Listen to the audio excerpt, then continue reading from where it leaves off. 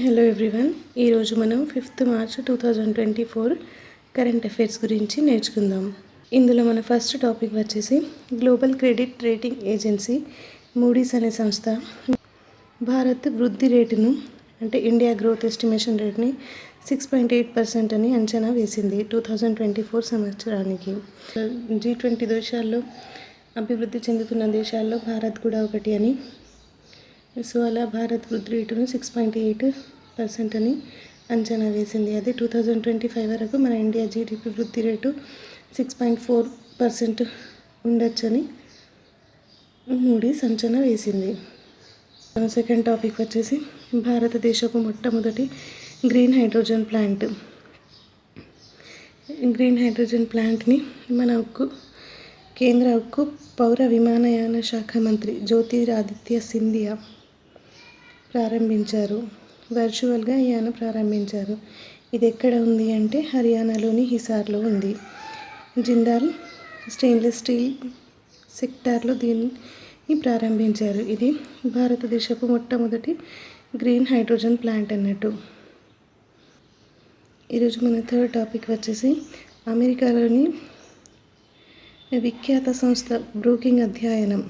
ఏంటిది ఆ అధ్యయనం అంటే పేదరికం నుంచి బయటపడుతున్న భారత్ అంటే మన భారతదేశం పేదరికం నుంచి బయటపడుతుందని బ్రూకింగ్ అధ్యయనం తేల్చి చెప్పింది. అసలు ఏం చెప్పింది అంటే 2011 నుంచి 2012లో భారతదేశ జనాభాలో 12.2% మంది దారిద్ర్య రేఖకు దిగువన ఉండగా 2022-23 సంవత్సరంలో వారి సంఖ్య 2%కి తగ్గిందని ఆర్థికవేత్తలు చెప్తున్నారు. సో 2022-23 సంవత్సరానికి భారత ప్రభుత్వం ఇటీవల విడుదల చేసిన వినియోగ వ్యయ సమాచారం ఆధారంగా వీళ్ళు నిర్ధారించారు. ఎవరు నిర్ధారించారు అంటే ఈ బ్రూకింగ్ అధ్యయనం వారు. ఏమని నిర్ధారించారు అంటే భారతదేశంలో ఫస్ట్ దారిద్ర్య రేఖకి దిగువన ఎంతమంది ఉంటే అంటే 12.2 ఉండే. అది ఏ ఇయర్లో అంటే 2011-12. బట్ 2022-23 సంవత్సరానికి ఏమైంది అంటే 2%కి తగ్గిందట. ఇండియాలో 2011-12 నుంచి వాస్తవిక తలసరి ఆదాయం ప్రతి ఏటా 2.9% చొప్పున పెరుగుతూ వచ్చింది. మనది ఏదైతే ఆదాయం ఉంటుందో ఆ ఆదాయం ఇండియాలో 2011 నుంచి 12 వరకు 2.9% చొప్పున పెరుగుతూ వచ్చింది. మరియు గ్రామీణ పేదరికం 2.5%, పట్టణ పేదరికం 1%కి తగ్గిందని, గ్రామీణ మరియు పట్టణ అసమానతలు కూడా తగ్గుతున్నాయని చెప్పింది. నెక్స్ట్ గిని సూచి ప్రకారం 100 పాయింట్స్ అత్యధిక అసమానతలను సూచిస్తారు. అది గిని సూచి ప్రకారం భారత్లో పట్టణ గిని సూచి ఎంత ఉంది అంటే 36.7 నుంచి 31.9. అదే గ్రామీణ గిని సూచి 28.7 నుంచి 27కు తగ్గిందని చెప్తున్నారు. ఈ సూచీలు ఇంపార్టెంట్, ఈ పాయింట్స్ కూడా ఇంపార్టెంట్, గుర్తుపెట్టుకోవాలి. నెక్స్ట్ ఈరోజు మన ఫోర్త్ టాపిక్ వచ్చేసి ఒడిశా రాష్ట్రంలో తయారు చేసే సిల్వర్ పిలిగ్రీ అంటే సిల్వర్ దారాలతో తయారు చేస్తారన్నట్టు డిజైన్. అది ఒడిశాలోని కటక్ ప్రాంతంలో తయారు చేస్తారు. దాన్ని రూపతారకాస్ అని కూడా అంటారు. దానికి GI ట్యాగ్ లభించింది.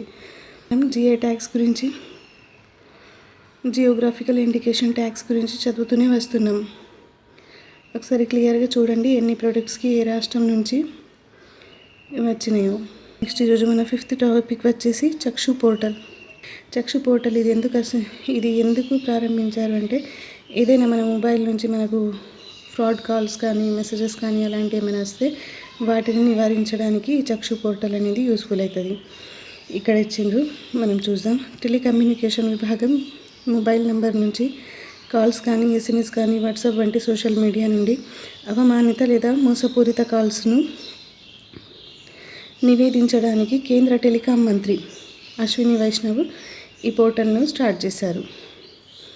ఎందుకు స్టార్ట్ చేశారు అంటే మొబైల్ ఆధారిత మోసాలను అరికట్టడానికి ఈ చక్షు పోర్టల్ని స్టార్ట్ చేశారు. నెక్స్ట్ ఈరోజు మన 6th టాపిక్ వచ్చేసి పాకిస్తాన్కి 24వ PMగా షెహబాజ్ షరీఫ్ ప్రమాణ స్వీకారం చేశారు. ఈయన 72 years old person.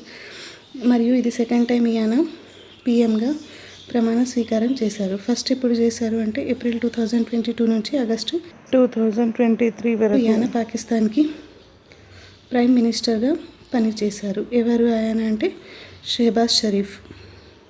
Next Bollywood దర్శకురాలు జోయా అఖ్తర్కు భారత్ బ్రిటన్ అచీవర్స్ అవార్డు. ఈ ప్రముఖ బాలీవుడ్ దర్శకురాలు జోయా అఖ్తర్కి మరియు బ్రిటిష్ ఇండియన్ షెఫ్ అయిన అస్మా ఖాన్లకు ద ఫ్యూచర్ ఆఫ్ ఎడ్యుకేషన్ కార్యక్రమంలో 2024 సంవత్సరానికి గాను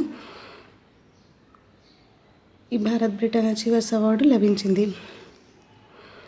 జోయా అఖ్తర్కి సాహిత్య మరియు సామాజిక అంశాలలో, ఈ అస్మా ఖాన్కి కళలు మరియు సంస్కృతి వినోద రంగానికి సంబంధించింది ఈ అవార్డు ఇచ్చారు. నెక్స్ట్ ఎల్వి ప్రసాద్ నేత్ర వైద్య విజ్ఞాన సంస్థ వ్యవస్థాపకుడు అయిన డాక్టర్ గుల్లపల్లి ఎన్ రావుకు వరల్డ్ ఐకానిక్ 21 అవార్డు దక్కింది. ప్రపంచంలోనే అత్యంత ప్రభావవంతమైన నేత్ర వైద్య నిపుణుల్లో ఒకరిగా ఆయనను Asia Pacific journal of ophthalmology గుర్తించింది. నెక్స్ట్ ఈరోజు మన లాస్ట్ టాపిక్ వచ్చేసి మార్చి 5న dissociative identity disaster awareness day. ఏ డేని అంటే డిఐడి అంటారు దీన్ని, dissociative identity disaster awareness day. అంటే ఇది ఒక సంక్లిష్టమైన మానసిక అనారోగ్యం అన్నట్టు, ఏమంటారు మెంటల్ డిసీజ్. ఒకరే పర్సన్ ఉంటారు కానీ వాళ్ళు 2-3 లాగా బిహేవ్ చేయడం, అపరిచితుడు మూవీ చూసారు కదా, అలా బిహేవ్ చేయడం అన్నట్టు. అదొక మెంటల్ డిసీజ్ అని గుర్తించి ఈ మెంటల్ డిసీజ్ పైన అవేర్నెస్ రావాలి అని ప్రతి ఇయర్ అంటే ఎవ్రీ ఇయర్ మార్చ్ 5న ఈ డిఐడి డేని సెలబ్రేట్ చేస్తుంటారు. సో దీనివల్ల ప్రజల్లో ఒక అవగాహన వస్తుంది అన్నట్టు. కొంతమంది డిప్రెషన్కి వెళ్ళి ఒకరికంటే అప్పుడే ఒకలా బిహేవ్ చేసి మరి కొంత సమయం తర్వాత ఇంకోలా బిహేవ్ చేస్తుంటారు. అయితే కొంతమంది వాళ్ళకి ఏమో అయిందని వాళ్ళు ఇప్పుడే ఒకలా ఉండి మళ్ళీ కొంచెం సేపు అయిన తర్వాత ఇంకోలా బిహేవ్ చేస్తున్నారని ప్రజలు బయటికి రావాలని అవేర్నెస్ కోసం అలాంటి పర్సన్స్ని కౌన్సిలింగ్ ఇచ్చి వాళ్ళని ఐడెంటిఫై చేసి వాళ్ళని కౌన్సిలింగ్ ఇచ్చి ఆ డిసీజ్ నుంచి బయటపడేలా చేయడం అన్నట్టు ఈ డే యొక్క స్పెషాలిటీ. సో ఇది ఈరోజు వార్తల్లో నిలిచిన కరెంట్ అఫైర్స్. మీకు ఈ వీడియో నచ్చినట్టయితే ఒక లైక్ చేసి మన ఛానల్ని సబ్స్క్రైబ్ చేసుకోండి మరికొన్ని ఇలాంటి వీడియోస్ కోసం. Thanks for watching.